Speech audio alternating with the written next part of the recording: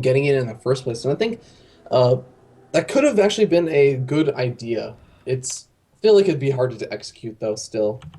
Oh, all this stuff. Well, they're pros. They can do it. Yeah, And that's speaking of true. these pros that can do it, we've got Slush being the Zerg in the bottom left, who is an orange color, going up against Boyo, Team 4 Knots Boyo.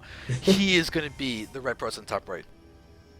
And the And map is going to be Cloud Kingdom. yep, and also let's point out the fact that the winner of this game gets to go to the next day. He gets to qualify for day number 3 to compete against 7 other people to try and win 3 spots to go to IEM Singapore.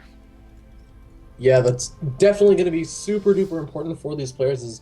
That's IAM Singapore has a really big prize pool, I'm pretty sure, and that can Uh, be very enticing. yeah, I would say to take a chunk of $82,000 would be a great, That's, great thing. that's not too bad. I mean, that's only what some people's yearly salary can be. It's literally what some people don't make in 2 years. Yep. And Oh. hopefully the pressure doesn't actually get to them as if they end up getting eliminated here, that is going to seriously hurt their chances of being able to get that seated position in those this actual Singapore final stages. Yeah, now Boyo is only 16 years old, while Slush is 29, approaching 30. So as far as seasoned professional goes, I think that term can only really be used for Slush here.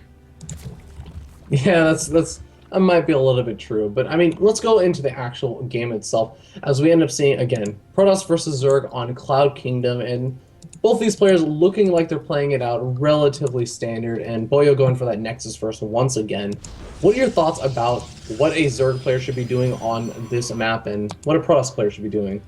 Well, as far as Zergs go, they need to scout. That's the number one important thing. You gotta watch out for cannons over here. Cannons hitting the third base if you're gonna go for the fast third. You've got to make sure that you can confirm the timing of the Nexus, confirm the timing of the Forge, see what the cannon threat is, see if there's gonna be some weird aggression, gateway first type of play where you have the Zelskins being sent at you. You need to make sure that you're safe to do things. There's a lot of nook and crannies where you can hide things. I've even seen some Protosses doing weird stuff like hiding Twilight Council and Dark Templar shrines and everything like up here, like these obscure areas of the map.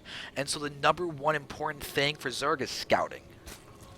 Yeah, that's gonna make a lot of sense, and even beyond just Dark Templar shrines and stuff, even simple things like proxy pylons. Those are really, really fantastic places for that. And, Zerg has to be super on point about scouting around for that. And I feel like Slush has done a pretty good job in these past games, as we can even see. He's still moving around with these Zergs. He needs to make sure he tries to find that probe that's actually going to poke his head over into the third.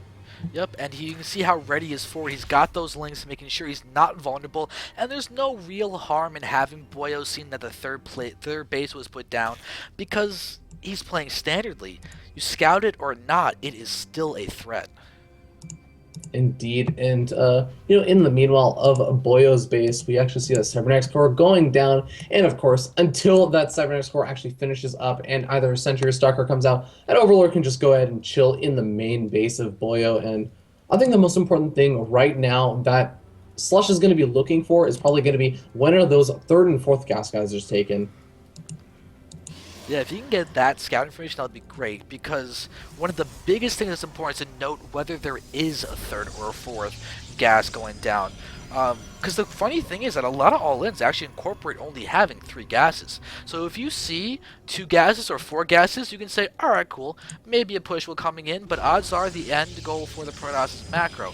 However, if you only see 3 gases going down, you're thinking, huh, he's putting some sort of aggression on me. I'll maybe make 5 fewer drones, get a couple more roaches, a couple more links, and really focus more on scouting than anything else and see if I can see whatever's going to be coming will be coming. Yeah, and we actually see that third gas geyser going down. So, I mean, what do you think this could end up being? We actually have a robotics facility also on the way off of just one gateway, and that's going to allow him to get up either a very early observer or maybe even just some immortals for defense. It looks like it's going to be an immortal for now. And I kind of like that decision considering he's sitting on just one gateway right now. Yeah, we're going to be seeing an Immortal Sentry all in from him. He may even skip all forms of Observer as well. This is great for this map. It's a two-player map. You know exactly where the opponent's going to be. You've got these chokes to push forward through that will just really help your force fields. And you can do things like coming back from here to the side, going up the ramp, throwing down proxy piles, and reinforcing with a lot of stalkers while keeping your immortals alive. But there is now the second immortal being chronoed out, one sentry patrolling around, and now we're going to start having the gateway counts just going up and up and up, and we even have +1 weapons approaching completion. So Slush is going to have a massive bit of aggression coming up his doorstep in a few minutes. Yeah, and Zergling's speed is going to be finishing up for him. That's going to be very, very important for him, as actually he's moving across the map with a ton of these Zerglings to scout for the third. He's going to be a little bit surprised to see, oh, wait, okay, so, maybe not too surprised, but he's going to be noting the fact that there is no third, and he has to be aware of the potential for any kind of big aggression.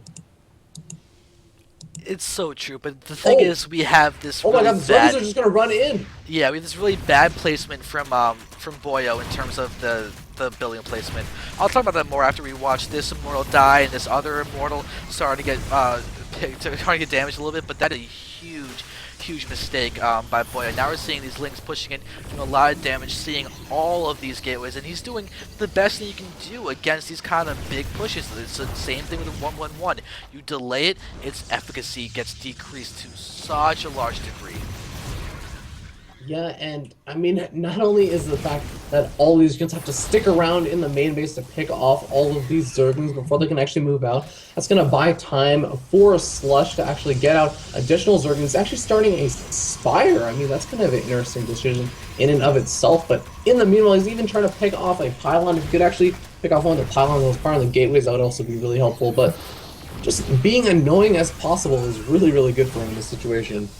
Alright, so now here's the big thing about this build list from Boyo. Look at where he made the hole. Look at where the ramp is. Look at what the really nice attack pattern is for a Zergling run by. And look at what he could have done if he just had that hole down here, put a pylon in there and a zealot, that would not have happened. And then even if there was a hole down here, the links would have had to go all the way down here, then come up and then go to the ramp. A lot more time, but these links are now going to continue being aggressive. They actually pick off the probe, which is the big thing they need to pick off, because now there's such a small chance for a proxy pylon coming out from Boyo. Yeah, and actually want to note that while all those Zerglings were dancing around in the main expansion of Boyo, Boyo tried to move out and plant another proxy pylon, but Slush actually denied that as well. So Boyo's got to be feeling annoyed.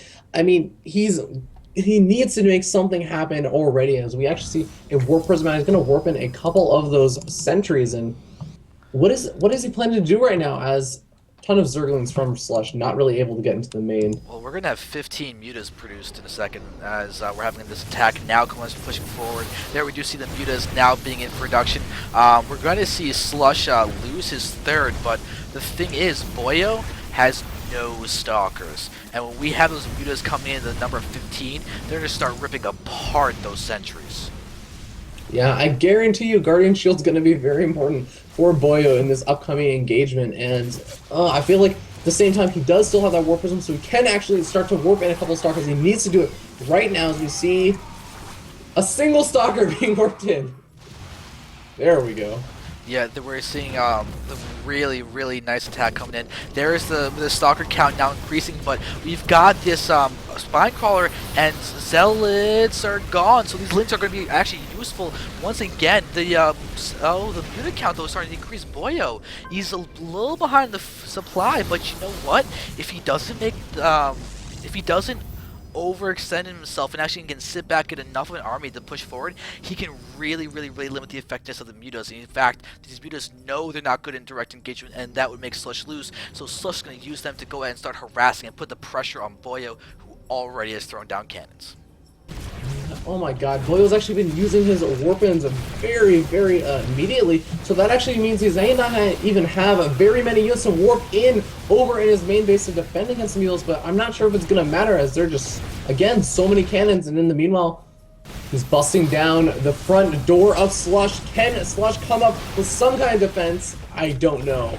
This is really rough. You've got +1 morals, plus there's even the armor upgrade that has been researched as well, and there are no upgrades at all for Slush. He is really in a tough spot right now. More sentries are now being warped in. There's going to have the Mutas now trying to engage again, but the Stalkers outnumber the Mutas, and this Muta is not that death ball murder cloud that is scary in ZVP. This is just a paltry force that's trying to defend in a last-ditch effort to get to the Intel Extreme Masters.